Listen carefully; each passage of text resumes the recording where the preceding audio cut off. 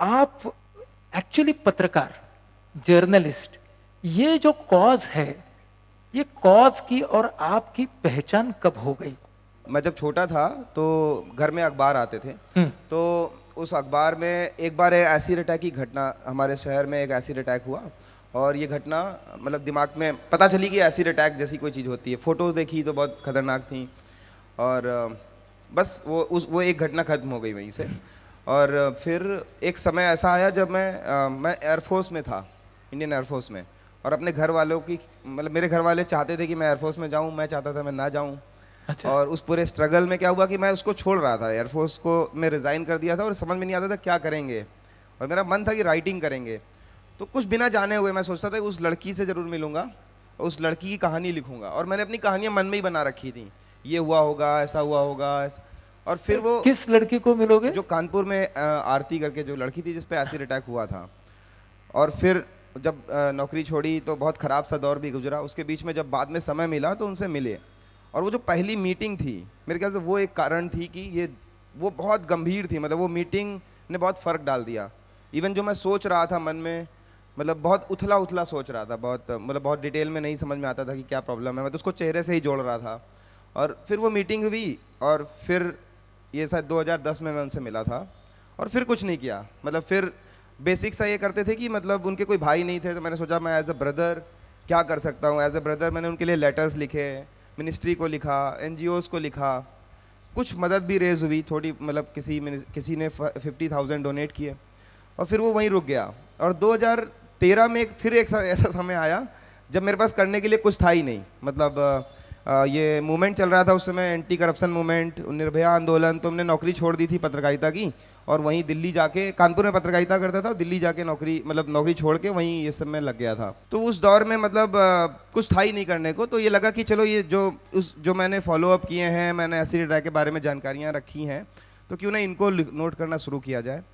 तो वो जानकारियाँ एक जगह एक वेबसाइट पे डाली, एक फेसबुक पेज बनाया। और जो निर्भया आंदोलन के समय और जो अन्ना मूवमेंट जो चल रहा था उसके समय जो ये सोशल मीडिया का इस्तेमाल करना सीखा था, तो वो सोशल मीडिया का इस्तेमाल करके इस बारे में बातचीत शुरू की। और उसके बाद से मतलब ऐसा कोई विज़न नहीं था कि बहुत बड़ा कुछ ऐसे ऑर्गेनाइजेशन बना देना है, ऐसे करना है। मुझे ये लगता था कि यार अगर हम रेप पे बात कर रहे हैं इतनी सारी, अगर हम और तरह के वायलेंस पे बात कर रहे हैं, तो ये एसिड अटैक पे क्यों नहीं कोई बात कर रहा है। मतलब ये, और मुझे मुझे पहले लगता था कि ये तो एक आध घटनाएं हैं। फिर जब मैंने फॉलो अप देखना शुरू किया, कि जब मेरे नज़र में एसिड अटैक की घटना, तो मैं कभी अखबार में पढ़ता था तो कटिंग रख लेता था। देखा कि मतलब साल भर में 100 से ज़्यादा घटनाएं देखी। मतलब ऐसे एक छोटा सा इंटरनल ग्रुप बनाया था, आप यकीन नहीं करेंगे, एक इंटरनल ग्रुप बनाया था, उसको पब्लिक नहीं किया था। हमको डर लगता था कि कोई लोग जानेंगे ना तो आइडिया चला जाएगा दिमाग में उनके, इस डर से मतलब उसको पब्लिक नहीं बनाया था। तो एक लिस्ट तैयार हो गई कि इतने सारे एसिड अटैक हो रहे हैं। तो 2013 में बस इसलिए उसके बारे में लिखना शुरू किया, क्योंकि मेरा एक्सपर्टीज़ हो गया था एक तरीके से, मैं बहुत पढ़ता रहता था एसिड अटैक के बारे में। तो बस वहाँ से वो कैंपेन शुरू हुआ। तो उस समय 4-5 लड़कियाँ जिनको मैं जानता था उनको इनवाइट किया पहली बार। और 4-5 लोग अपने मन से कहीं से आ गए, सोशल मीडिया पे पढ़ के। कोई इलाज करा रहा था दिल्ली में, कोई ऐसे था, मतलब 10 लोग वहाँ पहुँच गए। तो इस तरह पहली बार ये चीज़ आई। और ये पहली बार हुआ कि एसिड अटैक के बारे में उन लोगों ने खुद से बात की जो उसके शिकार हैं। अब अभी तक क्या होता है, जैसे मैं इनकी स्टोरी बताऊं, रितु की स्टोरी बताऊं या इनकी स्टोरी बताऊं, तो मैं कितने भी सलीके से बता लूं, कितने भी अच्छे से बताऊं, वो स्टोरी मतलब मैं उनको बेचारा ही बनाता हूं। क्योंकि मतलब मैं इनके बारे में बता रहा हूं ना, कि इनके साथ ऐसा हुआ, इनके साथ वैसा हुआ। तो पहली बार ऐसा हुआ कि उन्होंने खुद से अपनी बातें बताई। और वो बड़ी मतलब उन्होंने हिम्मत की, उन्होंने चेहरा कवर करके ही सही, लेकिन उन्होंने अपनी बात कही। तो वो एक शायद पहला मोमेंट था जिसमें बहुत ज़्यादा सपोर्ट मिला, जो मुझे एक्सपेक्टेड नहीं था। मतलब बहुत छोटा सा काम करने की सोची थी, तो बहुत अच्छे से उसका रिस्पांस मिला। लोगों ने आगे बढ़ के सपोर्ट किया। बस वो उसके उसके बाद से वो कैंपेन बन गया। पहले जो आपका 10 का गुट था उसमें लक्ष्मी भी थी? नहीं नहीं, लक्ष्मी नहीं थी। लक्ष्मी को भी ऐसे ही पता चला, एक हमारे कॉमन फ्रेंड थी जर्नलिस्ट, उन्होंने लक्ष्मी को कनेक्ट किया। अच्छा। क्योंकि लक्ष्मी के साथ क्या था कि लक्ष्मी की वकील ने एक पीआईएल फाइल की थी। और वो लक्ष्मी की वकील उसको लड़ रही थी। बहुत बार ऐसा होता है कि आपको मतलब वो पीआईएल वो लड़ रही थी, लेकिन लक्ष्मी अपनी ज़िंदगी में लड़ रही थी। तो वो पैरेलल उनकी ज़िंदगी चल रही थी। उन्होंने कभी इस सबको फेस नहीं किया था। तो उनके पास समस्या थी कि मैं कैसे जीऊँ, अगर रोजगार की समस्या थी। तो जर्नलिस्ट ने इधर कनेक्ट किया कि एक कैंपेन चल रहा है, आप यहाँ जॉब कर सकते हैं। 3 सालों में आपके छाव फाउंडेशन ने क्या क्या किया? आपके जो प्रोजेक्ट्स है उनके बारे में जरा हमें बताइए। एज जर्नलिस्ट मैं क्या करता था कि मैं स्टोरीज करना चाहता था, लेकिन मुझे एक व्यक्ति नहीं मिलता था जो कहते कि नहीं मेरा फ़ोटो छाप दो या मेरा नाम डाल दो, तो मेरा नाम चेंज कर देना, मेरी फ़ोटो मत डालना। तो एज ए जर्नलिस्ट मेरे पास ज़्यादा रह नहीं जाता है फिर आगे आपके बारे में बात करने के लिए। तो जब ये सब शुरू हुआ तो सभी लोगों ने जो चाहते थे कि इस बारे में बात करें, उन्होंने बहुत आगे बढ़ के सपोर्ट किया। लक्ष्मी का जो PIL था उसकी वजह से भी लक्ष्मी को भी एज अ रोल मॉडल लोग देखने लगे कि भाई इन्होंने इतना कुछ झेला है और एक PIL भी डाली है, अब ये कैंपेन भी कर रही हैं। और हर बार जब एसिड अटैक होता था तो हम लोग वहाँ जाते थे। तो 2014 आते आते लगभग सारे रूल आ गए थे सुप्रीम कोर्ट से। जैसे कि हमारी डिमांड थी कि एसिड सेल की बिक्री पे रोक हो, मतलब जिस तरह बिक्री हो रही है वो नहीं हो, क्योंकि घर घर एसिड अवेलेबल है, इसीलिए इसके लोग शिकार हो रहे हैं। कंपनसेशन मतलब अगर एसिड अटैक हो जाता है तो 3 लाख रुपए विद इन 3 मंथ्स देना है ताकि उनको मदद मिल पाए। लेकिन वो रूल्स कहीं कुछ नहीं चेंज करे थे। ऐसे हुआ कि 2014 आया, हमको लगा कि क्या हम बंद कर दें कैंपेन, क्योंकि कैंपेन चलाना मुश्किल है, कोई बिजनेस मॉडल नहीं है, कोई सपोर्ट नहीं है, आप डोनेशन पे डिपेंडेंट हो। आप डोनेशन भी तो उस समय नहीं लेते थे, हम लोग का फाउंडेशन ही नहीं था। तो ये हुआ कि इसको बंद कर सकते। लेकिन जो लोग भी 10-12 लोग जो जुड़ गए थे उनकी लाइफ में लगा कोई चेंज ही नहीं आया। मतलब इवन जो सोशल रेस्पेक्ट थी वो वैसे की वैसे ही थी, वही समस्याएं थी, वही वो उनका रोना रोज का था कि भाई घर वाले हमें रोज ताना देते हैं, बाहर निकलते हैं तो लोग अजीब सी शक्लें बनाते हैं, कमेंट करते हैं। तो फिर 2014 में हम लोगों ने तय किया कि एक फाउंडेशन बनाएंगे, और फिर वो एक फाउंडेशन बनाया गया जिसको लक्ष्मी और आशीष इन लोगों ने, ये लोग हेड हुए इस फाउंडेशन के। और इन्होंने फिर एक प्लान बनाया कि हम लोग एक कैफ़े शुरू करते हैं जहाँ पे हम लोग कुछ, क्योंकि हम लोग इस तरह चाहते हैं कि मतलब लोगों से इंटरेक्ट करें। तो एक कैफ़े शुरू किया गया दिसंबर में, आज के दिन ही वो कैफ़े शीरोज हैंग आउट शुरू किया गया। तो चूंकि हम लोग जब भी किसी लड़की की बड़ाई करते तो बोला बहुत आप तो हीरो हैं समाज की, तो हीरो मतलब वो हो जाता है वो अंत में, मतलब हीरो तो ऐसे लगता है एक वर्ड शीरोज भी वर्ड मुझे बहुत अच्छा लगता है कि शीरो भी तो हो सकता है, मतलब हम सब शीरोज भी तो हो सकते हैं, हीरो क्यों हो। तो शीरोज हैंग आउट करके कैफ़े शुरू किया। और प्लान ये था कि लोग एक्चुअली बहुत दूर दूर से जानते हैं मतलब चीज़ों को, जैसे मैं जानता था, मेरा मन भी था, लेकिन मुझे बस इतना ही पता था कि तो चेहरा है, इसका प्लास्टिक सर्जरी हो जाएगी, ठीक हो जाएगा। मेरी मम्मी ने एक बार सवाल पूछा था, क्या इन लोगों का चेहरा मतलब जैसे कोई मर जाए तो क्या उसका चेहरा लेके लगा सकते हैं? मम्मी मेरी पढ़ी लिखी है, तो मैंने कहा नहीं, मतलब वो ऐसे नहीं हो सकता है, मतलब ये तो टेक्निकली नहीं पॉसिबल है। तो बोली अच्छा। तो मतलब मुझे समझ में आई मम्मी से बात करके कि नहीं, उनको भी सिर्फ इतना ही लगता है कि चेहरे से जुड़ी हुई बात है, चेहरा लग जाएगा प्रॉब्लम खत्म हो जाएगी। तो वो डिटेल में जो बातें थी वो करने की ज़रूरत थी। तो 2014 में ये तय किया गया कि हम लोग एक ऑफिस ना खोल के तो एक कैफ़े शुरू किया। वहाँ पे सब लोगों ने, चूँकि कैफ़े एक आसान तरीका था, होस्ट कर सकते हैं हम सब लोग, हमको बचपन से सिखाया जाता है, खाना बनाना हमको बचपन से आता है। तो एक कैफ़े बनाया गया और उसमें लोग आते थे, तो नए नए लोग आने लग गए। तो जो आप पूछ रहे हैं कि फाउंडेशन क्या काम करता है, तो हम लोग मेनली तो करते थे कि अवेयरनेस की बात करते थे कि एसिड अटैक के बारे में दुनिया को पता चले। लेकिन जो भी हम तरीके अपना रहे थे वो बहुत सार्थक नहीं थे। मतलब हम फेसबुक पे लिख रहे हैं तो उससे कितनी बातें लिख देंगे, या हम अगर कहीं प्रोग्राम में बात करें तो कितनी देर तक, आपसे आधे घंटे का तो मौका मिलेगा हमसे बात करने का। लेकिन जब एक कैफ़े स्टार्ट किया, जब भी कोई आता था तो उससे बात करते थे, वो खाना खा लेता था, फिर फोटो देखता था, अच्छा ये क्या है, आपका चेहरे को क्या हुआ, सवाल पूछते थे बहुत बार। और सवाल पूछते तो उनके जवाब मिलते कि मुझे ये हुआ बहुत बार। क्योंकि इसके पहले क्या होता था कि कोई पूछता था आपसे आपको क्या हुआ, आप पूछिए इनमें से किसी से भी, तो बोलते मेरा एक्सीडेंट हो गया था, मैं जल गई थी, या मैं गैस से जल गई थी। अब पहली बार उनको हिम्मत पड़ी कि बताएं कि नहीं ये एक्सीडेंट नहीं था, क्योंकि उनको लगता था मेरी गलती है। मतलब बहुत सारी लड़कियां सोचती थी मेरी गलती है। तो जब उनको लगा कि ये समाज में कुरीति है, समाज में लोग ऐसा कर रहे हैं, इनकी अकेले की गलती नहीं है, उन्होंने कोई गलत काम नहीं किया है, तो पहली बार ऐसा उनको बताना शुरू करते हैं मेरा चेहरे पे एसिड डाला है, किसने डाला, क्या किया। उन सवालों को फेस करने की हिम्मत जो थी वो उन्होंने भी डेवलप की और फिर लोगों ने भी डेवलप की, क्योंकि लोगों को भी बहुत हेजिटेशन होता था। तो इस तरह की काम शुरू हुआ, फिर और शीरोज बने। और कितने शीरोज है आज? अभी तो 3 कैफ़ेज हैं जिसमें 2 कैफ़ेज चल रहे हैं हमें। एक कैफ़े अभी हम लोग का उदयपुर में है जिसको हम लोग अभी रन कर रहे हैं फिलहाल। तो कहने का मतलब है कि ये जो पूरा प्रोसेस रहा है वो एक काम है कि हम लोग शीरोज रन करते हैं, दूसरा काम है कि बहुत सारे केसेस में सुप्रीम कोर्ट के आर्डर आए, बहुत सारी चीज़ें हुई, लेकिन वो जो फ्री ट्रीटमेंट है, या जो एसिड सेल की बिक्री है, या और जो चीज़ें हैं वो सारी की सारी वैसी की वैसी ही पड़ी हुई हैं। अभी भी ट्रीटमेंट कराने के लिए आपको भाग दौड़ करनी पड़ती है, अभी भी लगातार एसिड अटैक्स जारी हैं। तो उन सब पे हम लोग काम कर रहे हैं। एसिड अटैक एक्चुअली कोई अलग चीज़ नहीं है मुझे लगता है।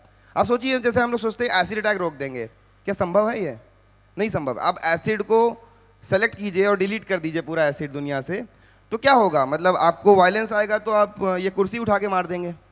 तो हमें वायलेंस पे काम करना है। हमें ये बहुत लेट रियलाइज हुआ। मतलब पहले हम लोग एकदम पर्टिकुलर कैंपेन करते थे, स्टॉप, हमारे कैंपेन का नाम भी है स्टॉप एसिड अटैक। अब मुझे थोड़ा संकोच होता है बोलते हुए, मुझे लगता है कि एसिड अटैक कैसे रुक सकता है अचानक से? तो हमें वायलेंस रोकना है एसिड अटैक एक सिम्टम है। जी। मतलब हमें वायलेंस पे, तो वायलेंस कैसे कम होगा? वायलेंस तो तभी कम होगा ना जब हम दुनिया से इंटरेक्ट करेंगे, जब हम उनसे बहुत डिटेल में बात करेंगे, जब हम बच्चों के साथ काम करेंगे, जब हम युवाओं के साथ काम करेंगे, जब हम मतलब जब जैसे हम महिलाओं को बदलते हैं तो हमको लगता है हमें पुरुषों को बदलने की ज़रूरत है।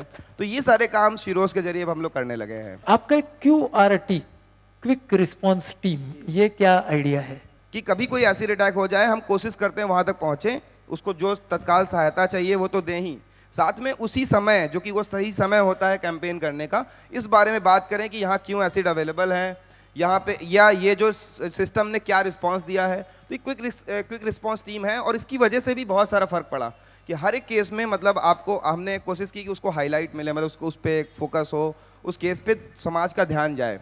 इसी वजह से शायद धीमे धीमे करके आज काफ़ी सारी अवेयरनेस आ गई है एसिड अटैक्स को लेके। आपने हमें यहाँ बुलाया है, ये इसका एक छोटा सा मतलब एक छोटा सा उदाहरण है ये। मैं अब रितु की तरफ आता हूँ। आप शिरोज में काम करती है। हाँ, मैं कैंपेन में 2014 से हूँ और मैं शिरोज में जॉब करती हूँ। आप इस कैंपेन में कैसे आई?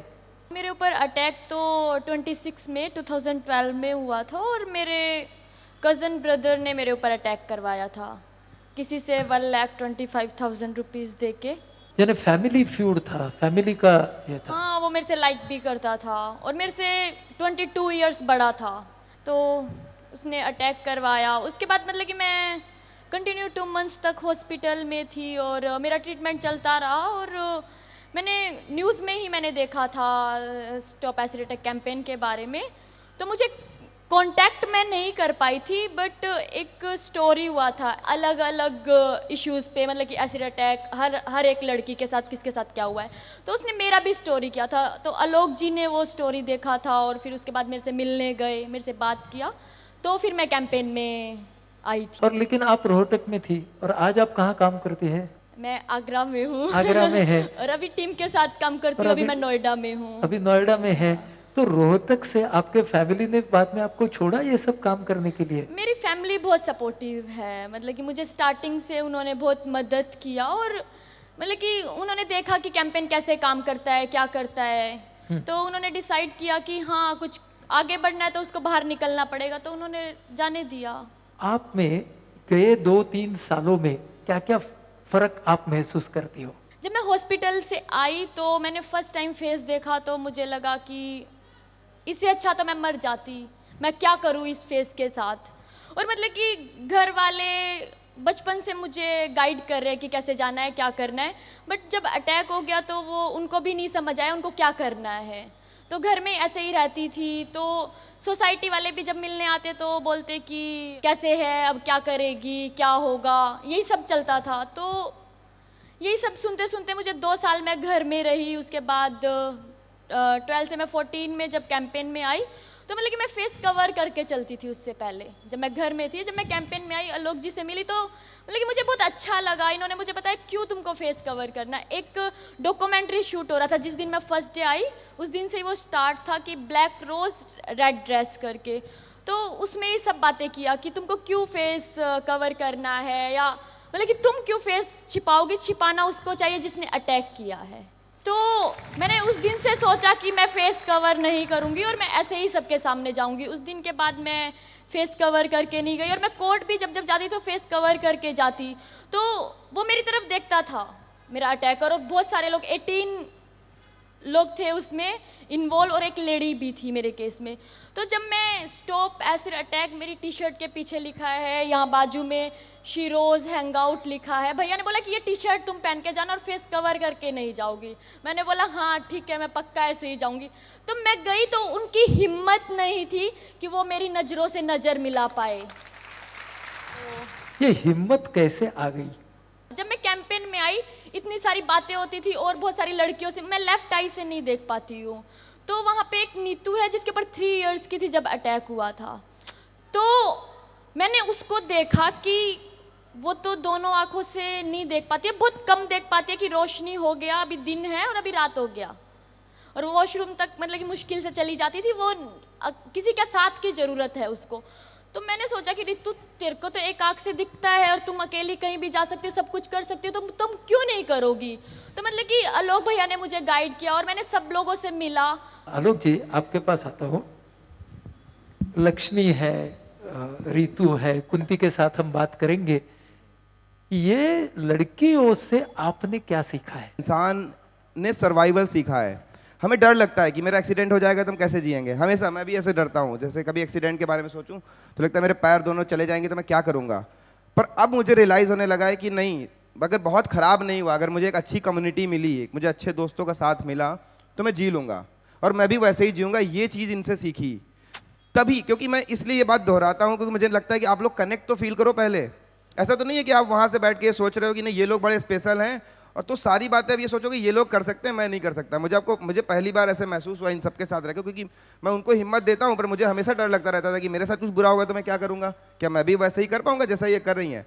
पर सबके साथ रह के समझ में आया कि नहीं, यही तो इंसान की ताकत है। इसीलिए जो हमारे अंदर जीन में ही है कि हम हम लास्ट दम तक मरना नहीं चाहते हैं और हम अपने आप को बचा के जिंदा रखते हैं, और वो ताकत है। तो वो ताकत इन लोगों ने रियलाइज़ कराई, वरना हम भी ऐसे ही देखते थे कि ये बहुत बहादुर हैं। मुझे बहुत इमोशनल हो जाता था किसी को कि कितनी बहादुर हो तुम, अभी भी मुस्कुराती हो। पर अब मुझे समझ में आता है कि हम सब मुस्कुरा सकते हैं, बस एक कम्युनिटी चाहिए। अभी कुंती की तरफ मैं आता हूँ, बाद में आपकी तरफ आता हूँ। कुंती, आप कहाँ से हैं? हम लखनऊ से हैं। हाँ, आप लखनऊ से हैं। आप कितने दिन से छाव फाउंडेशन में? अभी मुझे 9 महीना हो गया सिरोज से जुड़े हुए। ये 9 महीने हैं। आप के पहले शिरोज के साथ आपकी मुलाकात कैसे हो गई? सिरोज के बारे में तो मतलब मेरे लॉयर ने बताया था। मेरी तारीख पड़ी थी तो हम कोर्ट गए थे, तो मेरे वकील ने पूछा कि तुम कुछ काम वाम करती हो, तो मैंने कहा कि नहीं अभी कुछ नहीं करते, घर में रहते हैं केवल। तो उन्होंने बताया कि मतलब एक सिरोज करके रेस्टोरेंट है गोमती नगर में, वहाँ पे मतलब एसिड अटैक वाली लड़कियाँ काम करती हैं तुम्हारी जैसी। और ये जो केस शुरू हुआ वो घटना कैसे कि कभी हो गई? ये 2011 में हुआ था, 22 अक्टूबर को। ये मेरे हस्बैंड ने किया था, क्योंकि मतलब हम लोग बहुत गरीब थे और जहाँ हम जॉब करते थे वहाँ लड़के भी काम करते थे, तो वो भी शक करते थे। काम वो भी करते थे, वो नीचे फ्लोर पे करते थे, हम ऊपर वाले फ्लोर पे करते थे। तो उन्हें मतलब शक करते थे कि मतलब लड़कों से इनका कुछ है, तो उसके चक्कर में और लड़ाई झगड़ा, दारू पीना, ये सब काम करते थे, इसकी वजह से। तभी की जिंदगी बहुत ही कठिन हो गई होगी। हाँ, मतलब बहुत मुश्किल थी, लेकिन मेरे घर वालों का बहुत सपोर्ट था। जब हॉस्पिटल से डिस्चार्ज होकर आए थे तो मैंने घर में शीशा देखा था, तो मतलब मुझे बहुत गुस्सा आया था। मैंने उसके बाद से 2 बार सुसाइड करने की कोशिश भी की थी। फिर मेरे पापा ने कहा कि तुम ऐसा करोगी तो मतलब हम लोग कैसे रहेंगे। अभी मतलब एक तुम्हारा ही नहीं, मतलब बाहर निकलो तो और भी लड़कियाँ पेपर में आए दिन आता रहता है, किसी के ऊपर एसिड पड़ा, ऐसा हुआ। 2015 से एक मेरी फ्रेंड है, उसका मतलब पूरा फेस जला हुआ है। वो मुझे मेडिकल कॉलेज में जहाँ हम सर्जरी कराने गए थे वहाँ मुझे मिली थी। तो मतलब फिर मेरी फ्रेंड आई, वो मेरे पापा से बात की कि अंकल इसको बाहर ले जाए। तो मेरे पापा ने कहा हाँ ले जाओ, वैसे भी घर में रहती है तो बहुत रोती है, परेशान रहती है, खाना नहीं खाती है। तो मैं अपन का बाहर जाएगी, सबसे मिलेगी, मतलब तो थोड़ा अच्छा लगेगा। ये जो है ना कि पहले छुपाते थे फेस, हाँ। और अब छुपाने की जरूरत जरूरत नहीं। नहीं रही। क्यों बताओ? मुझे लगता है कि मेरा फेस है, मुझे पसंद है, तो आपको मेरे से बात नहीं करना है तो मत करो, मैं तो ऐसे ही चलूंगी ना। हम तो ऐसे ही चलेंगे। आपको नहीं बात करना है तो आप चले जाओ। हाँ, आपका चॉइस है। हाँ, आपका चॉइस है, पर मैं क्यों कवर करूं? ये जो आत्मविश्वास इन लड़कियों में आता है वो प्रोसेस कैसा होता है आलोक? अभी भी कुछ लड़कियां ऐसी हैं जो सब जगह कवर कर, यहाँ पे बिना कवर करे घूमेंगी, लेकिन जब वो अपने मोहल्ले में जाती हैं वहाँ पे उनके वो फेस कवर कर लेती हैं। कई लड़कियां ऐसी हैं जो बताती हैं कि मेरे घर वाले कहते हैं ना कि मोहल्ले में ना और बहनें हैं, उनकी शादी होनी है, अब चेहरा अपना कवर रखा करो। तो पूरी दुनिया घूमती हैं मतलब ऐसे ही, लेकिन अपने मोहल्ले में जाकर के वो चेहरा कवर कर लेती हैं। मेरे ख्याल से आप अगर ध्यान से समझोगे ना तो इन पे जो किसी भी लड़की पे एसिड अटैक अगर हो रहा है ना, तो उसके कोई और जिम्मेदार नहीं है, हम एज ए सोसाइटी जिम्मेदार हैं। क्योंकि जो अटैकर होता है बहुत बार वो इतना क्रूअल होता है कि वो नहीं चाहता कि तुमको मारे, वो मारता नहीं है, वो कहता है कि तुम्हें हम पूरी ज़िंदगी ना बहुत ख़राब स्थिति में देखना चाहते हैं। एक बात बहुत श्योर होती है कि सोसाइटी कैसा रिएक्ट करेगी, और उसी भरोसे से वो एसिड अटैक करता है। और जिस दिन उसका ये भरोसा, मतलब कई लोग उससे एसिड अटैक कैसे रुक सकता है, उसके बहुत टेक्निकल तरीके होंगे। एक फिलोसफिकल तरीका है कि सारी दुनिया अगर उसको और प्यार करने लग जाए, ये रीज़न ही डिफीट हो जाएगा। जो रीज़न हमने बना रखा है वो यही है कि उसको पता होता है अटैकर को कि यार ये वजह है वो एसिड अटैक कर रहा है। आपको अभी थोड़ा पर्सनल सवाल पूछता हूँ। हाँ, तो लक्ष्मी की आपकी मुलाकात कैसी हो गई? आपका रिश्ता कैसे डेवलप हुआ? हम लोगों ने साथ में काम करना शुरू किया। जब साथ में काम करते हैं तो अपने आप, मतलब हमेशा ऐसा होता है, आप यकीन नहीं करेंगे, दुनिया कितना भी कह ले, आपने कभी ऐसे सुना है कोई बहुत यंगस्टर्स ही बैठे हुए हैं, फ़ोन पे प्यार हो जाता है लोगों को, आवाज़ सुन के प्यार हो जाता है। बहुत लोग शादियाँ की हैं मेरे दोस्तों में, ऐसा वो फ़ोन पे बात किया, मिस कॉल आई, प्यार हो गया। क्यों? प्यार एक बहुत बेसिक चीज़ है। आपको बस प्यार क्या है, मतलब प्यार ऐसा है कि आप 1000 लोगों से मिलते हो, उनमें से कोई एक आदमी है जिसको आप बहुत पसंद करने लग जाते हो और उससे आपको प्यार हो जाता है। तो बस वैसा ही वहाँ भी हुआ कि हम लोगों ने बहुत सारा काम साथ में किया। जो ये जो आपके जो रेजिलेंस देख रहे हैं, जो पूरी जो फाइटर एबिलिटी, या ये चीज़ की जो मैं नहीं कर सकता, मतलब मैं इसके बावजूद, मतलब मेरे साथ कुछ ऐसी घटना नहीं हुई है, फिर भी मेरे ड्रीम्स टूट गए हैं, फिर भी उनके ड्रीम इंटैक्ट हैं, वैसे के वैसे ही हैं। तो ये चीज़ें हैं जो प्यार कराती हैं। बल्कि अब तो मेरी स्टोरीज़ के अलावा ऐसी बहुत सारी स्टोरीज है जिन जहाँ मैं देख रहा हूँ कि शिरोज़ पे लोग रहे, शादियाँ हो गई उनकी शिरोज़, क्योंकि वो शिरोज़ पे आए, वहाँ मुलाकात हुई, और जो कि बड़ा टैबू भी है। मतलब लोग हमेशा ये, जैसे इन सबको सुनना पड़ा होगा कि इनकी शादी कैसे होगी, पहला सवाल लोग करते हैं, अरे शादी कैसे होगी, जैसे कि कंपलसरी हो शादी करना। फिर भी वो मतलब ऐसे हुआ कि बस आपको जानते गए, मतलब हम लोग ने जाना तो अच्छा लगा एक दूसरे के साथ, तो हम लोगों ने तय किया रहना चाहिए। दोनों को मुझे ये पूछना है कि जो भी हादसा आपके साथ हो गया, उसको अब आप किस तरीके से देखते हैं? मुझे लगता है, मैं ऐसा सोचती हूँ उससे निकलने के लिए कि मेरे ऊपर अटैक हुआ और मैं सोचती रहूँ मेरे ऊपर अटैक हुआ, मैं क्या करूँ, उसने क्यों किया था, उसने तो अच्छा किया ना, मैं इतने लोगों से मिल पाई, आप सबसे मिल रही हूँ, आप सब लोगों के बीच में बैठी हूँ। शायद मेरी शादी हो गई होती, मैं हरियाणा से बिलोंग करती हूँ, शायद 2 साल पहले मेरी बहन की शादी हुई थी, तो शायद उसके साथ मेरी शादी कर देते, मेरे ऊपर अटैक नहीं हुआ होता। तो आज मैं आप सब लोगों के बीच में हूँ, सबसे बात करती हूँ, तो शायद वही एक रीज़न है, उसने मेरे साथ किया तो मैं आप सबके बीच में हूँ। दोनों को आपको मुझे एक सवाल करना है कि ऐसा कभी नहीं लगता है कि जिसने हमारे जिंदगी के साथ ये खिलवाड़ किया, उसको एक सबक सिखाना जरूरी है? पहले लगता था मुझे कि मेरे को इतना दर्द हुआ, मैंने इतना पेन सहन किया, उसके साथ भी ऐसा ही होना चाहिए। क्योंकि मेरी सोसाइटी, जब मैं कभी बैठ जाती थी किसी के साथ, तो कभी बात हो जाती तो कोई बोलता कि सामने आ जाए तो मैं उसको बहुत डंडे से मारूंगी या फिर उसके ऊपर तेजाब फेंक दूंगी। यार, आपके हाथ नहीं कपाएंगे क्या उसके ऊपर तेजाब फेंकने के लिए? जो दर्द मैंने सहन किया, मैं कैसे किसी को दे दूँ, चाहे वो मेरा अटैकर ही क्यों ना हो। तो मतलब कि मैं चाहती थी पहले उसको कैसे रियलाइज़ कराऊं, क्या करूं, मुझे नहीं पता, मुझे आज भी नहीं पता मैं क्या करूं। उसको कोर्ट ने सजा दिया, उसको उम्र कैद की सजा हुई, 3 लोगों को, 2 लोगों को 10-10 साल की, बट मुझे आज भी नहीं पता कि वो कभी बाहर आता है 6 महीने में, 1 साल में, वो 20 दिन के लिए बाहर आता है, कि उसके मन में शायद और ज़्यादा गुस्सा हो कि उसने मुझे सजा करा दिया तो मैं उसको छोड़ूंगा नहीं।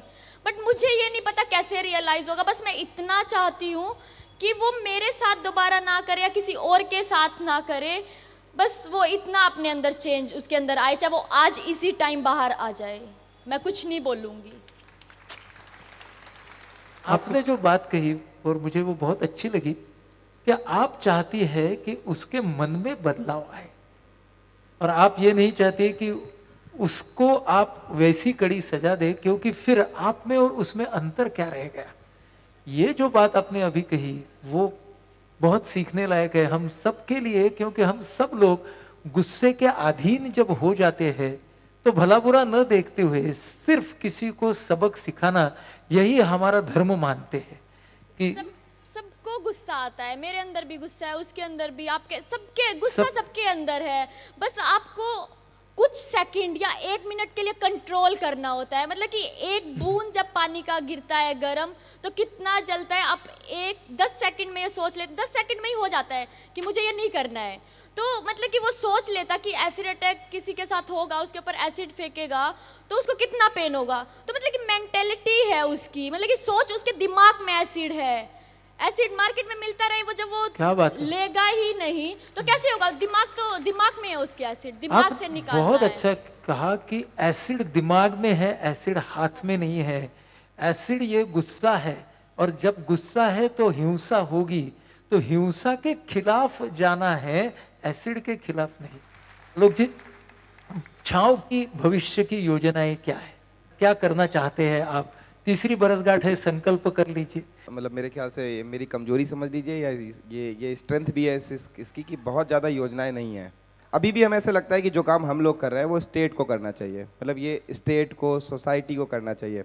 अभी 3 कैफ़े हैं तो हम इसको 30 कैफ़े बना देंगे अगले 20 सालों में, तो ये नहीं चाहते हैं। नहीं चाहते। लेकिन फिर भी ये तो फिलॉसफी हो गई, ये बहुत झूठी बात हो जाएगी, क्योंकि ज़रूरत पड़ेगी। मतलब मुझे बहुत बार रियलाइज़ हुआ है, बार बार, कि एक कम्युनिटी होनी चाहिए। मतलब मैं एज एन इंडिविजुअल हमेशा ये रियलाइज़ करता हूँ कि भले जैसे हमने एसिड अटैक पे काम किया होता है, एक छोटा सा एग्जांपल है, पर दुनिया भर में बहुत कुछ बुरा हो रहा है जहाँ जिसको ख़त्म करने के लिए इवन जो इनका अटैकर है ना, उसको भी एक कम्युनिटी की ज़रूरत है। आपको बताऊँ, वो जो क्रिमिनल्स है ना, उनको भी एक कम्युनिटी बनाने की ज़रूरत है। जो जेल में बहुत बुरी तरीके से मिलती है उन्हें, एक ऐसी कम्युनिटी जो जहाँ पे सुनवाई हो, जहाँ पे आप अपने दिल को हल्का कर सको, जहाँ पे आप कुछ समय तक ना, मतलब अपने जो आपके अंदर बहुत सारी चीज़ें आती हैं उनको कम कर सको। तो हम लोग कोशिश करेंगे कि स्ट्रॉन्ग कम्युनिटी बनाएं। हो सकता है ये लर्निंग मैं किसी और चीज़ में भी इस्तेमाल करूं। तो ये कि शीरोज़ को लेके हम बहुत ज़्यादा प्लान तो नहीं करते, क्योंकि पहले प्लान अभी यही है कि अभी भी एसिड अटैक पे अगर मुझसे पूछेंगे 100 में कितने मार्क्स दे, तो मुझे लगेगा अभी 100 में 2 नंबर तक हम पहुँचे हैं। अभी मैं उड़ीसा से आ रहा हूँ, मतलब भुवनेश्वर में हम कभी गए नहीं थे, पहली बार मैं भुवनेश्वर गया। तो वहाँ पे एक लड़की है, उस पर एसिड अटैक हुआ था, 9 साल पहले एसिड अटैक हुआ था, और एक आर्मी के बंदे ने उस पर एसिड अटैक किया था। उसके बारे में पता होते हुए भी पुलिस ने उसे कभी गिरफ्तार नहीं किया। चीफ मिनिस्टर ने मुलाकात की, विद इन 10 डेज वो गिरफ्तार हो गया। उसके बाद हमने वही जो रानी है, जो सर्वाइवर है, उसने और लड़कियों की डिटेल्स निकाली। अभी हम लोग कम से कम 3 लोगों से मिल के वहाँ आ रहे हैं, और उनकी स्थिति देख के सच में मतलब रोंगटे खड़े हो जाते हैं। एक लड़की से मैं मिल के आ रहा हूँ जिसके पैर दोनों सड़ गए हैं, और उसके पैर दोनों जुड़ गए थे, मतलब ये दोनों पैर ऐसे ऐसे जुड़े हुए थे, ऑपरेशन होके दोनों पैर अलग हुए हैं, और अभी दोनों पैर से वो चल नहीं पाती है। पर वो बहुत मुस्कुरा के मिली, उसने बिल्कुल रोया नहीं। और मुझे लगता है कि मतलब मुझे ऐसे बहुत सारे लोगों तक पहुंचना बाकी है, क्योंकि स्टेट तो नहीं पहुंच रहा है। बहुत अच्छी बात की आपने। मैं आप तीनों को सवाल करने वालों को छोटा सा उत्तर चाहिए। आप क्या समझते हैं इस शब्द का मतलब? मेरा शब्द है रिश्ता। रिश्ता यानी आपके लिए क्या है? सबसे रिश्ते मतलब अच्छे होने चाहिए। मतलब हम हैं, जैसे आलोक भैया से अपनी मतलब सारी प्रॉब्लम बता सकते हैं, तो हम उन्हें भैया या दोस्त मानते हैं, तो ऐसे रिश्ते। तो जहां पे आप खुद को पूरे एक्सप्रेस कर सके वो है रिश्ता। हाँ, अपना मान सके। अपना। मैं अपना मान के मतलब कि मैं मेरे फादर के साथ फ्रैंक नहीं हूँ, मैं अपने भाई के साथ फ्रैंक नहीं हूँ, तो मतलब कि मैं आलोक भाई के साथ हूँ तो मैं अपनी बात शेयर कर सकती हूँ, मैं इनके साथ हूँ तो मैं इनको अपनी बात शेयर कर सकती तो हूँ। जो शेयर करता है वो रिश्ता। रिश्ता मतलब कि एक आपके बीच में बॉन्डिंग अच्छा होना जहाँ चाहिए। बॉन्डिंग अच्छे है होने वो चाहिए। रिश्ता। बहुत अच्छी बात है। आपका रिश्ते का डेफिनेशन क्या है? बड़ा कठिन है भाई। रिश्ता एक फीलिंग है जो कि मतलब धीमे धीमे डेवलप होती है और वो बन जाती है। मतलब आपके लिए मकसद क्या है? मेरा मकसद है कि हम सब साथ होंगे। अभी तो हम 3 लोग बात कर रहे हैं, हम इतने सारे लोग मिल के बात करेंगे और शायद कहीं तक तो बात पहुंचे, कुछ तो हो। मेरा मकसद कहीं तो जाके रुके, वो एसिड अटैक ना हो, सोच चेंज करो, कुछ भी करो, मेरा मकसद वही है कि चेंज करना है। आपकी सुंदरता की डेफिनेशन, व्याख्या क्या है? सुंदरता मतलब कि उसने मेरे ऊपर अटैक किया तो वो मेरे सपने नहीं छीन पाया या मेरा फेस ही छीना। मुझे जो करना है मैं करूँगी, और सुंदर फेस से नहीं दिल से होता है। तो मतलब कि आपका दिल सुंदर होना चाहिए, फेस से कुछ नहीं। मतलब कि मुझे नहीं लगता एक ना एक दिन मतलब कि 30-40 साल के बाद हमारा फेस तो ऐसे भी कुछ नहीं होने वाला वो चला ही जाएगा, वो आपका सुंदर नहीं रह जाएगा। तो आपके विचार सुंदर होने चाहिए, आपका दिल, आपका मन सुंदर होना चाहिए। आप सामने वाले से कितने अच्छे से बात कर रहे हैं वो सुंदर होना चाहिए। सौंदर्याचा हा अर्थ मी किंवा इवन आलोकने सांगितला तर आपल्याला कळणार नाही, पण ज्या वेळेला ऋतू आणि कुंती आपल्याला सांगतात की त्यांनी माझा चेहरा विद्रूप केला पण माझ्या स्वप्नांना तो विद्रूप करू शकला नाही, तो सौंदर्याचा खूप खरा, मोठा आणि खोल असा अर्थ असतो. Thank you so much. या सर्वांना त्यांच्या पुढच्या प्रवासासाठी आपण जोरदार शुभेच्छा देऊया.